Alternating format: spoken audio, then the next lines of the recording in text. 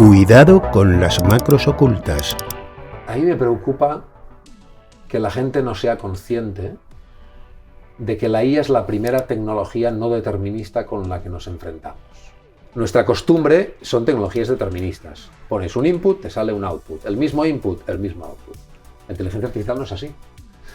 La inteligencia artificial es una tecnología súper potente que está hecha para optimizar la siguiente palabra en un texto, por ejemplo.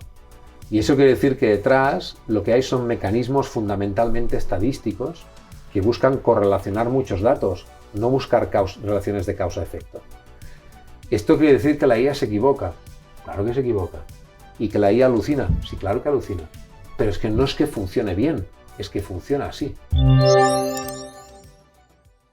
Pep Martorell, ¿qué tal? Bienvenido hoy a nuestro Control Macro. Muchas gracias. Gracias además porque hoy nuestro Control Macro está físicamente ubicado en la sede central del Grupo 480, que produce y realiza este podcast. Pep, referente en investigación estratégica, con experiencia durante 15 años en política científica, en innovación, inteligencia artificial, supercomputación, con casi una década dirigiendo el Barcelona Supercomputing Center, y ahora un salto hacia el sector privado, en que lo diga bien este fondo, Innova AI, el único fondo en España dedicado íntegramente a la innovación en esa intersección entre inteligencia artificial y ciencia avanzada. ¿Cómo está siendo ese salto entre una institución pública dedicada a la investigación avanzada hacia ese fondo? Pues está siendo un salto que es menos alto de lo que parece, ¿eh? Porque en el fondo en el BSC lo que hacen es investigación de frontera, pero una investigación de frontera que viene súper influenciada por la inteligencia artificial. Y de hecho un poco este siguiente paso mío ha sido también por lo que he visto en el BSC, ¿no? Tú ves cómo la biología, la medicina, la física, la ingeniería están acelerando su investigación, y el vector que más los acelera hoy en día es la inteligencia artificial. El hecho de coger muchos datos y a partir de esos datos sacar tendencias, patrones, ideas, hipótesis, y con eso acelerar la investigación. Entonces, lo que hacemos ahora en InVivo AI es buscar empresas que nazcan de esa intersección, de cómo la AI y la IA acelera la ciencia de frontera, e intentar invertir en esas compañías para empujarlas muy arriba. Por tanto, tampoco es tanto salto, porque en el fondo es intentar coger toda esa investigación que ya realizamos en el BSC y en muchos otros sitios y empujarla un poquito más para que esta investigación llegue al mercado.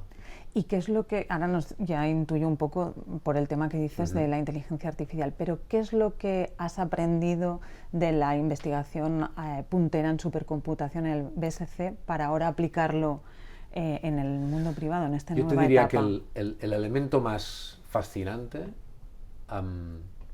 es que estamos entrando en un nuevo paradigma del método científico. Intento, sin enrollarme mucho, intentar explicar esto. Hace 3 o 4 siglos que la ciencia avanza por el método científico tradicional, ¿no? Yo tengo una teoría que dice, pues oye, que las cosas caen, o que las fuerzas no sé qué, o que los imanes se repelen cuando no sé cuándo. Tengo una teoría.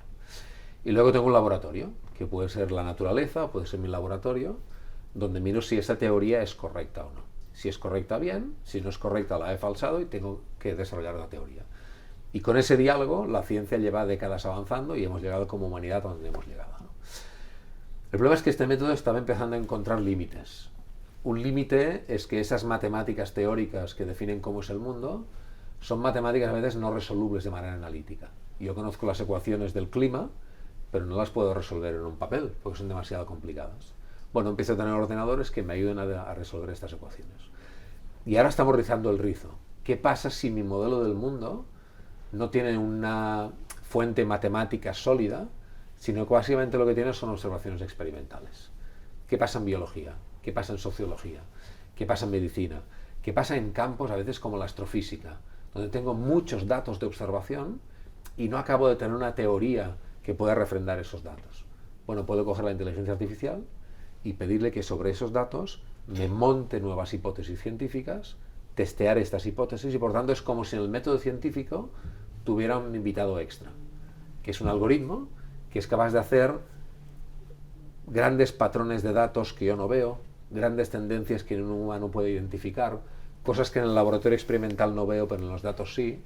Y es como si de repente todos los científicos top del mundo, aparte de su equipo y de su laboratorio, tuvieran un nuevo invitado. Y este nuevo invitado, que es la inteligencia artificial, en muchas áreas, para mí la palabra clave es aceleración.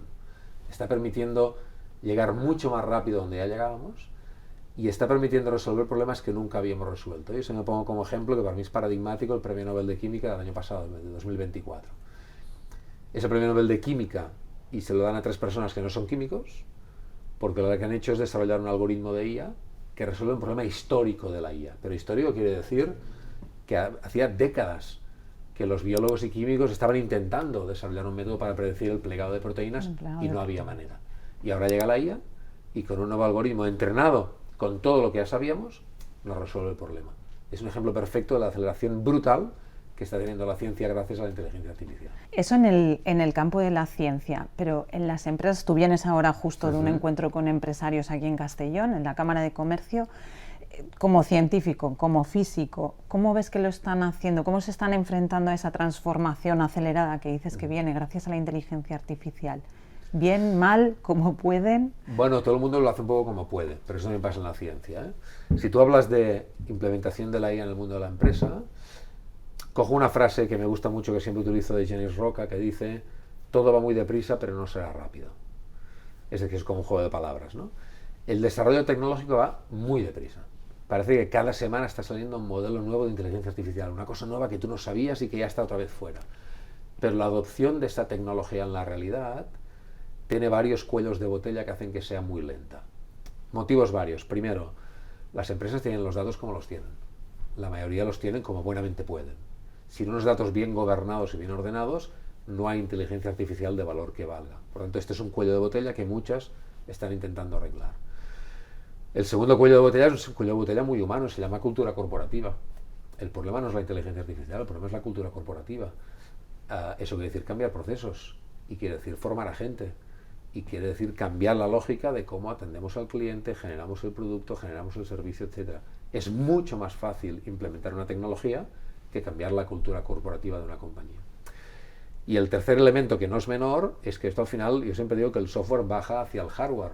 Todo esto está muy bien, pero tienes que implementarlo, y tienes que tener unos servidores, y un programario, y unos técnicos que lo sepan hacer, y una formación de las personas. Y si trabajas dando servicios es más fácil, pero si trabajas construyendo producto, esto quiere decir que al final tienes que bajar a una fábrica, a un almacén, a una logística. Entonces es, entre comillas, muy fácil acelerar la IA cuando va de un algoritmo que te responde preguntas y que va vía web y que todo está en el cloud y que todo es software. Es mucho más lento y mucho más difícil cuando bajas al mundo real. Pero creo que esto pasa aquí, pasa en cualquier parte. Y la lógica, yo les decía esta mañana, es preocuparse limitadamente. Esto es una gran oportunidad, y para implementarla bien hay que tener claro que no es un tema técnico, es un tema de cultura corporativa, y que como cualquier nueva tecnología los resultados no están en 6 meses. Son resultados a medio y largo plazo. De hecho, yo diría que mucha aplicación de la IA en las empresas la está matando la falsa expectativa. Eso te iba a decir, porque hay mucho entusiasmo en las promesas que hace la inteligencia artificial, pero en la hora de los resultados hay como una decepción, ¿no? No sé si se pasa de eso. En parte es normal, porque hemos confundido utilizar GPT para contarle cualquier cosa o que nos haga lo que sea con implementar de verdad la IA en la empresa.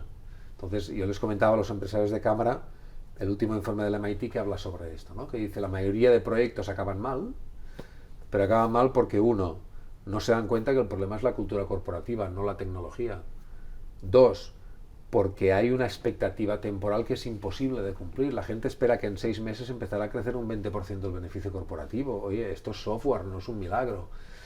3, si no tienes los datos preparados, ¿cuál va a ser el impacto de adoptar una plataforma de IA e implementarla sobre tus datos? 4, hay que cambiar procesos. La cosa no va de meter IA en un proceso que ya existe y que igual no es súper eficiente. Si tú metes IA sobre un proceso no eficiente, te saldrá un pastiche. Hay que cambiar de arriba abajo todos los procesos, gracias a que la IA con un nuevo proceso te irá mucho más rápido. Entonces, todo esto es una cosa, comprar licencias de Copilot es otra. Hay mucha gente que se piensa que va de lo segundo está bien y se puede hacer y es muy interesante, pero lo importante es lo primero. Y lo primero requiere tiempo, paciencia, capacidades humanas, una cierta inversión. Yo creo que ahora la gente se está dando cuenta que la potencialidad es absolutamente brutal, pero que la realidad de adaptación requerirá más tiempo y más paciencia de lo que en principio parecía. Bueno, no pasa nada, sigo subrayando que la potencialidad es brutal. Y esos que empiezan a hablar de ese inicio del fin de la burbuja de la inteligencia artificial, cuando oyes eso, ¿qué piensas tú? Pues mira, pienso en la gráfica de Gartner de la evolución de expectativas de cualquier tecnología, ¿no? Que es algo que les explicaba también a los empresarios hoy, que es una gráfica que siempre se dispara por un trigger de innovación, que en el caso de la IA ha sido la aparición de ChatGPT en noviembre del 22, que sube hasta un máximo de expectativas y de hype y de todo. Esto la inteligencia artificial generativa lo consiguió a mediados del año pasado. Ahora Gartner ya te la sitúa de cabeza abajo, a punto de llegar lo que llaman el pozo de la desilusión, pero todas las tecnologías que funcionan suben de ese pozo de la desilusión, de ese pozo de la desilusión hasta el plato de la productividad. Entonces yo lo que les diría es que no hay ninguna tecnología que no haya pasado por ese ciclo. Es normal que ahora estemos de bajada y que hay un cierto escepticismo porque hemos intentado aplicarla enseguida y corriendo a cosas que no tienen nada que ver con la inteligencia artificial, pero que llegaremos ahí abajo. Igual habrá algún crash. Con Internet nos comimos las .com en el 2000, pero luego Internet nos ha cambiado enteramente la vida. Pues se trata de esperar a llegar a ese plato de productividad y ahí veremos lo que realmente funciona y lo que realmente era una expectativa que no tiene sentido que se cumpla. Yo lo que les diría a muchos empresarios y empresarias es no vale la pena esperar a llegar al plato de productividad, porque quizá cuando lleguemos ahí los más espabilados ya lo tienen implementado. Ya sea demasiado tarde. Y la ganancia de competitividad no la vas a capturar.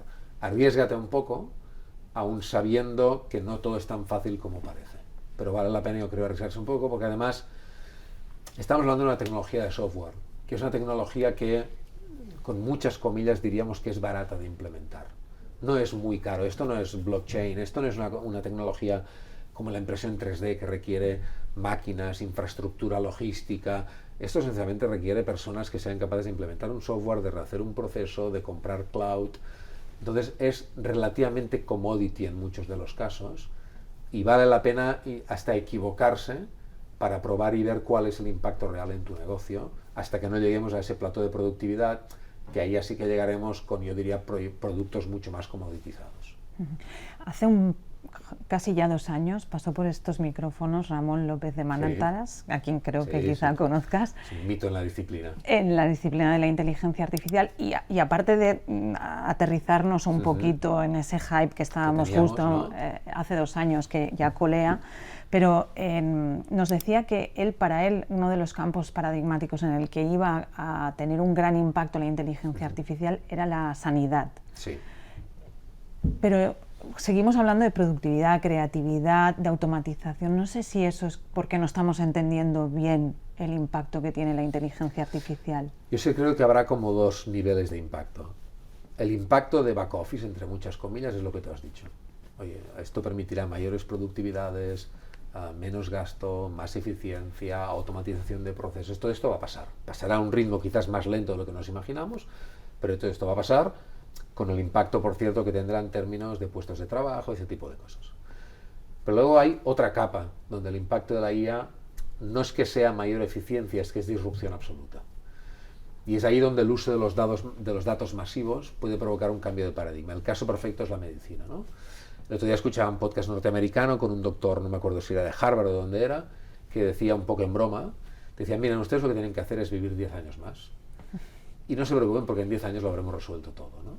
Bueno, yo creo que esto es una exageración, obviamente, pero explica un poco la percepción que hay en el mundo de la salud de los cambios brutales que nos permitirá la IA. ¿Por qué? Porque nos está acelerando una barbaridad a encontrar soluciones que hasta hace tiempo eran absolutamente imposibles de pensar. Esta idea de que vamos a cronificar buena parte de las enfermedades que hoy están matando masivamente a mucha gente empieza a coger forma. Esta idea de que gracias al estudio de los datos, por ejemplo, de tu genoma, podremos cada vez más no intentar curar la enfermedad, sino intentar curar el paciente, es una idea que cada vez se hace más presente. Como siempre, es mucho más fácil decirlo que hacerlo, y todo esto tardará en llegar y va más poco a poco. Pero estoy muy de acuerdo de que si hay algún campo que en los próximos 10 años veremos un impacto brutal, sin duda será el campo de la salud humana, sin duda. Antes de empezar a grabar esta entrevista, te lo hemos reconocido que una de las entrevistas que te hemos escuchado en el equipo de Cuidado con las Macros Ocultas es en Capital, con Joan Tubau, a quien también conocemos. Esa entrevista que además creo que es como una apología del papel protagonista que ha tenido la ciencia en la evolución de la humanidad. Tú eres físico, además, por Carl Sagan, que también tiene relación con el cosmos, con Cuidado con las Macros Ocultas. La voz que pone nombre a nuestro podcast es José María del Río, que ponía voz, además, a Carl Sagan en la mítica serie Cosmos. Y tú explicabas un poco en esa entrevista cómo está cambiando y cómo ha cambiado la ciencia. Pero yo te preguntaría, ¿cómo puede innovarse, cómo se puede hacer una transferencia práctica y real en las empresas gracias a la ciencia? Bueno, esto es algo tremendamente complicado. En Europa hablamos de lo que se conoce como la paradoja europea, que es una paradoja que dice, simplificándolo mucho, si cuando vas a un congreso científico de casi cualquier disciplina, las keynotes y los papers más premiados y las principales investigaciones que se cuentan, ahí hay tantos científicos europeos como asiáticos o norteamericanos, es decir, si nuestra ciencia es igual de buena que la que se hace en los mejores países del mundo, ¿por qué nuestra industria no lo es? ¿Por qué en Estados Unidos, en China, aparecen grandes compañías innovadoras, grandes gigantes tecnológicos, la innovación llega a las empresas? Porque en Europa esto no pasa, ¿no? Entonces, este es un problema muy estudiado, es un problema que es muy multifactorial, hay muchas razones que esto lo implica, que justifican esto. Yo diría, como mínimo, estamos todos de acuerdo en 3 o 4 razones, que son las siguientes. Primero, hay un tema obvio de cultura emprendedora, y es obvio. El mundo asiático es distinto, pero si nos comparamos con Estados Unidos es evidente que la aprensión al riesgo y la cultura emprendedora de nuestra sociedad, sea más en el norte o más en el sur de Europa, no es la misma que en Estados Unidos. Eso es un elemento cultural que está ahí, que es inherente y que puede costar mucho de cambiar, ¿no? Es cierto también que los que tienen que ser grandes tractores de la innovación, que son las grandes compañías, en Europa son mucho menos grandes que en Estados Unidos. Tienes grandes compañías, tienes telcos, tienes industriales, etcétera, pero no tienen el tamaño de Estados Unidos y tampoco de China. Y esto es un problema, porque la innovación, quien la empuja son las instituciones académicas, pero quien la estira son las grandes empresas, ¿no? ¿Qué más razones hay? Ahí no podemos hacer mucha cosa. ¿Qué razones hay? Que son cosas que sí que se podrían cambiar. Una idea muy interesante es que Europa, el problema que tiene es que no es Europa, son 27 estados. Con lo cual no es un mercado único, no es un mercado único ni digital, con lo cual es mucho más difícil que las compañías escalen. Cuando una startup nueva en California, en Florida o en Massachusetts o donde sea quiere escalar, tiene un mercado de 300 y pico millones de consumidores con los que puede escalar con prácticamente la misma legislación. En Europa, que somos más que en Estados Unidos, da igual si miras Unión Europea o Europa en sentido más grande, no hay una legislación, hay 27 como mínimo. Con lo cual la falta de un mercado único, sobre todo para tecnologías estratégicas, es un drama para Europa. Yo creo que esto pronto cambiará, porque se está dando cuenta todo el mundo. Esto es una de las cosas que proponen Draghi y Letta en sus informes, y es como mínimo en tecnologías estratégicas para el futuro de la Unión, es decir, digital, cuántica, microelectrónica, IA, etcétera, crear una especie de capa donde la gente pueda operar en un único mercado sin necesidad de bajar las 27 regulaciones que hay, ¿no? Este es un tema. Otro tema no menor es la falta de la existencia de un mercado de inversión más maduro. Y esto va desde el poco apetito a la inversión que tenemos los europeos. El otro día me contaban que el porcentaje de depósitos, de patrimonio nuestro, de retailers, de ciudadanos, que está invertido en bolsa en Europa, es la mitad de lo que está invertido en Estados Unidos. Por tanto, los europeos, por defecto, tenemos más tendencia a dejar el dinero en el banco quieto que a que este dinero pueda generar puestos de trabajo, ocupación, empresas, startups, etcétera. Pero es que además eso también pasa en los fondos de inversión. Y en parte por eso yo ahora he hecho este salto a poner en marcha un fondo de inversión que invierta en estas tecnologías, ¿no? Cuando tú eres un startupero, un emprendedor que viene del mundo de la tecnología profunda, hay muy pocos instrumentos todavía en Europa para hacer este salto, porque hay pocos instrumentos públicos que han permitido promover estos instrumentos privados. Y por último, ya ves que es un tema muy multifactorial que está muy estudiado, hay un elemento que yo destaco mucho que es muy importante y que es muy fácil de entender. En Europa hay una ley de la competencia que impide a las administraciones comprar tecnología europea por el hecho de ser europea. Es decir, ¿Quiénes son los grandes tractores de la innovación en el mundo? Las empresas privadas, que compran tecnología innovadora y la suben a mercado, pero también las administraciones públicas, que no solo compran mucho, salud, etcétera, sino que además son grandes tractores tecnológicos en temas como la tecnología de frontera, la seguridad, la defensa, etcétera, etcétera. Cuando yo voy a Estados Unidos y visito a mis colegas de los centros de supercomputación de ahí, yo no he visto nunca un servidor que no sea norteamericano de arriba a abajo. Y lo mismo te podría contar en Japón, y lo mismo te podría contar en China. En cambio, en Europa hay un montón de tecnología que no es europea, de hecho diría que es la mayoría. Bueno, hay un elemento fundamental, y yo no puedo comprar un supercomputador diciendo que lo quiero de tecnología solo europea. Las leyes me lo impiden. Las administraciones, el sector público europeo no puede hacer por ley el gran trabajo de tractor de tecnología propia que se hace el sector público en el resto del mundo. Y esto es un problema muy gordo. Entonces es utópico hablar de ese concepto que ahora está muy extendido de soberanía tecnológica. No, no es utópico si cambiamos todo esto que estoy contando. Tenemos que cambiar las reglas que impiden al sector público europeo hacer el tractor de innovación, que se está hablando. Tenemos que potenciar mucho más el sector inversor en tecnología profunda en Europa, que en parte se está haciendo. Tenemos que conseguir que haya una regulación única con un mercado único digital más allá de los 27 Estados miembros, que Draghi lo ha propuesto y ahí está von der Leyen discutiendo con los países. Es decir, la buena noticia, si lo miro desde la parte positiva, es que la receta la sabemos. No nos falta el talento. Nuestra gente es tan buena o mejor que en las otras partes del mundo. Nuestros ingenieros los están robando en todo el mundo. No nos falta el talento, no nos falta el dinero. Europa no es un continente pobre, es un continente que tiene capacidad de inversión. Nos falta un mercado único, nos falta una regulación, nos falta más mercado financiero, pero conocemos la receta. Y yo creo, no quiero ser más optimista a la cuenta, pero yo creo que por primera vez en la historia, en parte por la geopolítica mundial, tenemos a buena parte de los dirigentes europeos totalmente convencidos de que hay que ir por ese camino. Por tanto, no es utópico, será muy difícil y no será rápido, pero no es utópico desde el momento que sabemos qué es lo que hay que hacer y que la mayoría de gente creo que está convencida de que hay que hacerlo. Nos topamos con la maquinaria institucional, nos falta esa musculatura financiera a lo mejor que lo que decías, ¿no? Que las empresas se estiren, pero sí que hay empresas activas, sí que hay innovación y hay talento, lo comentabas ahora.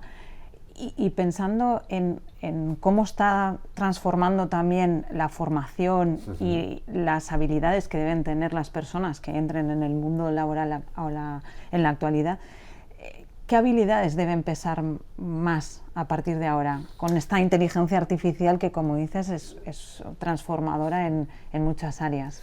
Me refiero al último informe del del Foro Europeo de Davos, del Fondo Económico de Davos, del World Economic Forum, que ha sacado un informe sobre el futuro del mercado laboral, ¿vale? En este informe habla un poco de profesiones, cuáles van a seguir, cuáles no, pero a mí este tipo de informes soy un poco escéptico porque es muy fácil decir lo que va a pasar y luego ya veremos. Pero sí que me gusta mucho la parte que habla de competencias, de habilidades. Y muestra un cuadro, fruto de la entrevista a miles y miles de directivos de compañías, donde destaca esas competencias que hoy ya son muy importantes y que la gente que contrata en el mundo creen que seguirán siéndolo en 5 o 10 años vista. Y es bastante interesante porque aparte que hay una competencia que obviamente es técnica, que es inteligencia artificial y datos, eso es obvio, y una que es muy interesante que en inglés llaman science literacy, es decir, conocer de ciencia, saber de ciencia, de cualquier disciplina es una competencia que empieza a ser interesante. Todas las otras competencias son totalmente soft y hablan de comprensión analítica, de pensamiento crítico, de liderazgo social, de empatía. Es decir, cada vez más el impulso brutal de la tecnología, en este caso de la IA, en todas las capas de la compañía, hace que las capacidades humanas más interesantes tengan que ver con aquellas cosas que la IA no hará nunca y que tiene que ver con comprender analíticamente las cosas complejas, una visión crítica de una opinión que te ha dado, un cierto liderazgo de grupo, etcétera, etcétera. Entonces, a veces cuando la gente me pregunta, bueno, ¿y qué tienen que estudiar mis hijos? ¿No? O la gente joven, ¿yo qué tengo que estudiar? Al final siempre les digo, primero, no lo sé. Es decir, no es como antes que tú ya veías a 10, 20 años vista, oye, la medicina nunca te hará falta trabajo. Oye, estudia no sé qué, que seguro que habrá trabajo. Ahora no es obvio cuáles son las profesiones donde habrá trabajo o no, ni qué significará una profesión en el futuro. Pero sí que hay algunas ideas que parecen bastante buenas ideas. Una es todo lo que tiene que ver con lo que llamamos los STEM, ciencia, tecnología, ingeniería, matemáticas, no tiene mala pinta. Obviamente no vas a estudiar esto si no te gusta, porque es una tontería absoluta. Pero sí que toda aquella gente que sienta una cierta vocación sobre esos temas, parece buena idea estudiarlos, ni que sea porque te van a dar esas competencias, no tanto el conocimiento técnico, esas competencias que te permitirán lidiar con las futuras tecnologías que lleguen, ¿no? Pero yo al final, sobre todo si la pregunta me la hacen que tienen niños más pequeños, y al final les digo algo muy simple. Mira, todas estas competencias, todas, tienen en común dos habilidades básicas que toda la vida hemos considerado importantes. Una es la comprensión matemática y otra es la comprensión lectora. Siempre será necesario comprender matemáticamente una realidad. Si te doy un conjunto de datos, dame 3 ideas básicas de esos datos. Si te doy un dato de una fuente, tienes que tener la habilidad matemática para entender que en ese dato hay algún problema, que no tiene sentido con los que te he dado antes. No se trata de que hagas multiplicaciones de 8 cifras mentalmente, no. Es coger esa capacidad matemático-analítica de comprenderla en una realidad de números e inmediatamente responder. Y siempre será necesaria una comprensión lectora. La capacidad de comprender ideas sofisticadas, ideas profundas, de leer un texto no trivial y no tener que pedirle a la IA que te lo interprete, de hacer tú el ejercicio mental de comprender las ideas profundas que hay detrás, porque estarás en una negociación con otra persona quizá de otro país y deberás comprender el entorno de lo que está pasando y deberás tener un pensamiento crítico sobre lo que te está proponiendo, porque no todo va de coger un informe y meterlo en ChatGPT a ver lo que te dice. Entonces, para mí, esas dos competencias son fundamentales y por lo tanto son fundamentales las matemáticas en todas sus derivadas y sigue siendo fundamental el leer y el escribir. Sigue siendo fundamental. El otro día Jeanette Roca, que ya lo he citado antes, presentaba su libro y decía, mira, cada vez más en el mundo hay 3 tipos de personas. Los que no leen, los que leen y los que leen y escriben. Los que no están expuestos al mundo por el canal lógico donde el conocimiento se transmite, los que sí lo están y los que no solo lo están, sino que hacen el ejercicio de escribirlo para comprenderlo mejor. Entonces, esta comprensión lectora profunda y esta comprensión matemática, como no sabemos dónde va a ir el mundo, a mí me parece una buena idea tener buenas capacidades en estas dos disciplinas y eso te da la capacidad para, vengan de donde vengan, más o menos poder gestionarlo. Muy interesante lo que dices sobre la comprensión lectora y comprensión matemática, que además es como los dos pilares que se enseñan desde bien pequeñitos para... Sí, pero hay, no sé si se enseña... Sí, pero hay mucha familia muy distraída. Hay mucha familia que considera que es una buena idea apuntar al niño de 6 años a estudiar chino o a estudiar alemán, o que quizás sí, ¿eh? Pero la pregunta fundamental es, vale, ¿pero tu hijo lee? ¿Tu hija lee? ¿Lee cada día? ¿Le gusta leer? ¿En casa está rodeado de libros? ¿Comprende profundamente ideas complejas cuando tiene 10, 12, 13, 14 años? ¿O solo aguanta 30 segundos de un vídeo? Esa diferencia es la que hace la diferencia. Eso es lo que marca cuando nos llegan a la universidad, cuando son más maduros. Oye, ¿alguien es capaz de aguantar una demostración matemática en la pizarra que dura 10 minutos? ¿O en 10 minutos de razonamiento complejo te has perdido? Si no puedes prestar atención a esto, en el futuro profesional no vas a funcionar, porque hay discusiones en el trabajo de 1 hora que son muy complejas y con muchos idiomas y con gente muy distinta. O gestionas la complejidad de esto, o profesionalmente no serás una persona valorable. Que luego puedes haber estudiado filología germánica o puedes haber estudiado matemática teórica, me da igual, pero hay ciertas capacidades mínimas que vienen de algo tan simple como leer textos a su edad, la que toca, poco a poco coger el gusto para la lectura, ser capaz de estar media hora haciendo una cosa sin cambiar inmediatamente de tarea. Les decía a los empresarios de la Cámara hoy, esta mañana, ¿no? Empiezan a aparecer estudios teóricos muy bien hechos que cuentan que el uso masivo de herramientas de IA deterioran capacidades cognitivas básicas de los humanos. Esto es muy fuerte. Entonces, el uso de la IA es fantástico. Yo soy el primero que lo hace para un montón de cosas. En muchas empresas están dando un incremento de productividad alucinante y a muchas las van a permitir hacer un salto espectacular. Perfecto. Pero no te olvides de lo otro. Si hay un memorándum de 5 páginas, haz el esfuerzo de leerlo. Yo también lo pongo al ChatGPT y le digo que me lo resuma. Pero una cosa es un resumen, otra cosa es comprenderlo.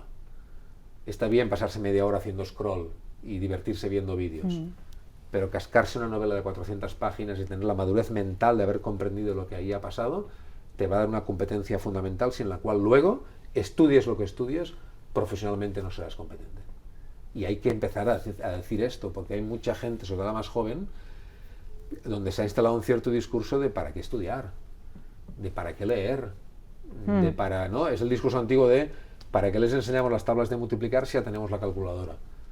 Porque aprender las tablas de multiplicar te forma tu cerebro de una manera que luego te dará otras competencias. Pues es exactamente lo mismo. ¿Para qué leemos si ChatGPT nos lo cuenta? Pues porque leer te forma unas competencias sin las cuales luego no podrás hacer otro salto. En esto que estás diciendo de la comprensión, es también muy importante la divulgación científica que se hace, y tú en parte también estás haciendo divulgación científica a través de tu blog, por ejemplo, preparando esta entrevista, muchos de los posts que haces, y además constante, para estar al día un poco de lo que está pasando en la inteligencia artificial. Yo te preguntaría, tú como científico, ¿cómo ves que se está haciendo la divulgación científica con todos los referentes que hay en internet, en las redes? Yo creo no que sé si tienes algún referente o algo. Sí, yo diría que cada vez mejor. Es decir, los que ya tenemos una edad, digamos, la ciencia hace 20 o 25 años consideraba que la divulgación era a lo sumo una molestia. Porque los científicos, las científicas trabajamos en lo que trabajamos, y tener que divulgar era una molestia. Pero esta cultura ha cambiado mucho. Hoy hay muy pocos científicos de primer nivel que no consideren que la divulgación es una parte fundamental de su trabajo. Luego lo harán mejor o lo harán peor, pero hay gente que explica muy bien lo que está haciendo y las redes y YouTube y demás nos ayudan muchísimo a todo esto. En el campo de la IA hay mucha gente, sois muchos los que continuamente lo trabajáis con gente razonable, con gente competente, y está bien. Hoy, yo diría, por ejemplo, en español, es bastante fácil llegar a Joan Tubau, que lo has mencionado, llegar a John Hernández, llegar a la gente de ITNIC, llegar a vosotros, llegar a mucha gente que hace una divulgación técnicamente muy sólida y a un nivel que puede comprender prácticamente cualquiera. También hay parlanchines que cuentan cosas que no tienen sentido y que no van a pasar. Sí, también los hay, como en toda la vida, pero me gusta ver que en este campo hay una cierta correlación entre la seriedad y la audiencia, que es algo que no sé si pasa en otros campos. Hay muchos campos en que los que tienen más audiencia son los que explican payasadas, y los pobres que lo cuentan bien tienen una audiencia pequeñita. En este tema, la inteligencia artificial, la tecnología de frontera, etcétera, los que tenéis audiencias grandes, acostumbra a ser la gente que explica la cosa de manera bastante seria. Y yo, en inglés, tienes que ir un poco más con cuidado, porque hay gente con audiencias millonarias que explican las cosas de una manera, para mi gusto, demasiado populista y demasiada, bueno, quizá con poca solidez técnica. Pero en español hay 3 o 4 o 5 canales como los que he mencionado que son de referencia, que tienen docenas o centenares de miles de visualizaciones sistemáticamente, que es muchísima gente. Hay muchas cadenas de televisión que tienen programas con mucha menos audiencia de alguno de vuestros vídeos. Y esto es algo muy relevante, ¿eh? Pues el mundo ha cambiado brutal. Tener en cuenta. Claro, entonces que estos vídeos tengan estas audiencias tan grandes y la gran mayoría sean de gente que explica las cosas de manera razonable, yo en este campo y en nuestra lengua cultura, yo creo que el tema tiene buena pinta. Gracias por ponernos en ese listado de recomendaciones, sí, claro. También dice mucho. Yo, para ir acabando, Pep, te preguntaría qué es lo que te preocupa a ti, Pep Martorell, del futuro de las empresas, instituciones y personas, que al final somos las personas. A nivel de empresas, me preocupan aquellas empresas que no serán capaces de coger este tren. Me preocupa que el impacto de la IA en el mundo empresarial sea un impacto binario. Aquellas que cojan el tren les irá muy bien, y no solo sobrevivirán, sino que pueden crecer mucho, pero me temo que aquellas que no cojan el tren difícilmente tendrán un terreno donde jugar. Y me preocupa cómo seremos capaces de conseguir que cuanta más gente posible coja el tren, ¿no? A nivel institucional me preocupa mucho Europa, lo que hemos hablado antes. Me preocupa mucho perder la oportunidad que estas tecnologías nos dan de, gracias a la acumulación de talento que tenemos, poder seguir jugando un papel en el mundo. Y si no hay políticas sólidas y un poco ambiciosas y agresivas, perderemos a largo plazo este papel en el mundo. Y a nivel individual y de ciudadanos, lo que más me preocupa es lo que hemos comentado hace un momento, ¿no? El hecho de que las redes, que tienen cosas muy buenas, y sin las redes no hubiéramos aprendido todos, yo el primero, un montón de cosas que aprendemos, y a mí me permiten seguir al día de un montón de cosas. Las redes también han provocado centenares de miles de personas, sobre todo jóvenes, con unos problemas de adicción y de salud mental brutales. Y eso es porque lanzamos las redes sin ningún tipo de conocimiento de lo que podía llegar a pasar. Y nos hemos dado cuenta 10 años después de lo que puede llegar a pasar, y aún así es demasiado tarde para muchísima gente, ¿no?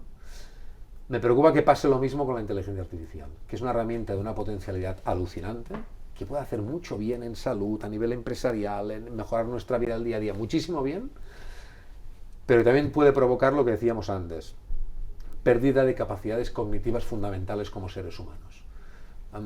Yo a veces comento un artículo que leí hace no mucho de un educador norteamericano que me sorprendió mucho. La primera frase es my kids don't think anymore, they don't have original thoughts, ¿no? Mis niños ya no piensan, ya no tienen pensamientos originales. Un educador que decía, de repente se han acostumbrado tanto a no pensar, sino inmediatamente preguntar cualquier duda a la máquina, que ya ni tan siquiera han desarrollado el mecanismo mental de preguntarte a ti mismo sobre algo. Bueno, me parece algo un poco exagerado, seguramente es una visión muy personal de esa persona, pero me preocupa que no tengamos la prudencia suficiente, sobre todo en la gente más joven, los más pequeños, de proteger su crecimiento intelectual y que estas herramientas, que son súper útiles para un montón de cosas, no les quiten el desarrollo de las competencias cognitivas básicas que como humanos tenemos que cultivar. Y yo creo que este debate está llegando a la educación, está llegando muy rápido, y creo que en los próximos meses es uno de los debates públicos que tendremos. No cómo limitar la tecnología, sino cómo limitar su uso en ciertos colectivos para no impedir su desarrollo cognitivo global y completo. Hemos estado muy centrados en el uso de pantallas, de teléfonos móviles, sí. Y hay que poner el foco ahora En el fondo, la pantalla en sí misma no es un problema. El problema es la aplicación que corre en la pantalla y que te crea la adicción. Pues ahora lo mismo. La IA en sí mismo no es un problema. El problema es su uso masivo e indiscriminado que te deja fuera de adquirir algunas competencias cognitivas que son fundamentales como ser humano. Ese es el futuro, lo que te preocupa del futuro. Yo, para ya acabar, es una tradición en este podcast preguntar por la macro oculta, así que te preguntaría por la tuya. ¿Cuál sería tu macro oculta? Mira, a mí me preocupa que la gente no sea consciente de que la IA es la primera tecnología no determinista con la que nos enfrentamos. ¿Qué es una tecnología determinista? Todas las que tenemos. Tú tienes una tableta aquí y cuando picas la letra T, en la pantalla sale una T. Si vuelves a hacerlo, vuelve a salir, y si vuelves a hacerlo, vuelve a salir. Y si clicas la T y no te aparece la T, llamas a alguien porque tienes un problema técnico. Nuestra costumbre son tecnologías deterministas. Pones un input, te sale un output. El mismo input, el mismo output. La inteligencia artificial no es así. La inteligencia artificial es una tecnología súper potente que está hecha para optimizar la siguiente palabra en un texto, por ejemplo. Y eso quiere decir que detrás lo que hay son mecanismos fundamentalmente estadísticos que buscan correlacionar muchos datos, no buscar relaciones de causa-efecto. Esto quiere decir que la IA se equivoca. Claro que se equivoca. Y que la IA alucina. Sí, claro que alucina.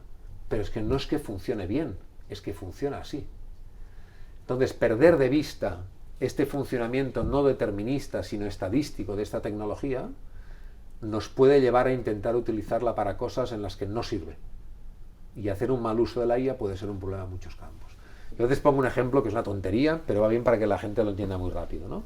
Siempre digo a la gente, les invito, oye, el próximo día que tengas una comida en casa, con familiares, con amigos, con tus hijos, lo que sea, que saque todo el mundo el móvil, que vayan a ChatGPT o a Gemini o al modelo que estén utilizando más en el móvil, que seguro tienen uno, y les das dos números de 8 cifras y que los multipliquen. 8 cifras, 9 cifras, 10 cifras, no es necesario más. Y que los multipliquen todos. Pero lo multipliquen pidiéndoles a ChatGPT, a Gemini, a Claude que haga la multiplicación. Y luego que todos digan en voz alta el resultado. Me juego un café a que no solo ningún resultado va a coincidir entre ellos, sino que ninguno tampoco será el correcto. Y es la paradoja de la IA, que hace cosas que a nosotros nos son imposibles de manera trivial, pero que es incapaz de hacer cosas que para nosotros son triviales. Pero no es porque no funcione bien, es porque es así esta tecnología. ChatGPT está preparado para que la siguiente palabra que saque tenga la probabilidad máxima de aparecer de acuerdo con su entrenamiento.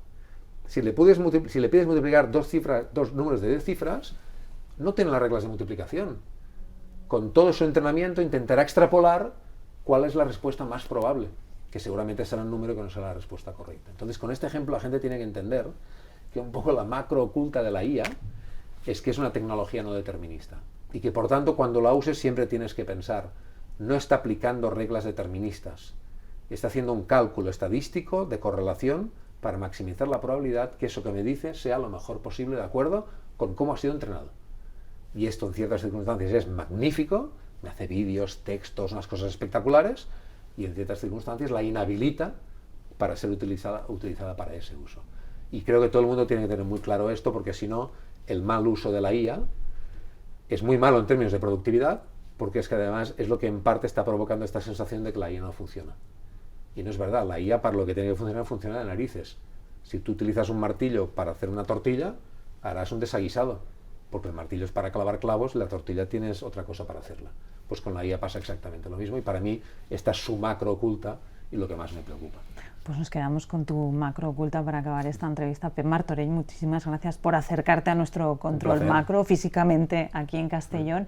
Y has nombrado muchísimas referencias a algunos podcasts, algunos informes. Los pondremos, como siempre, en las notas del podcast, en nuestra página web, en cuidadoconlasmacrosocultas.com.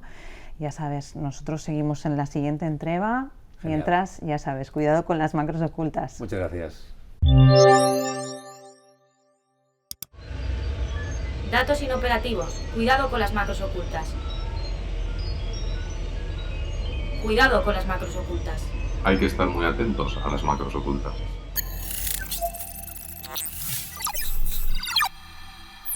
Cuidado con las macros ocultas, un podcast de 480.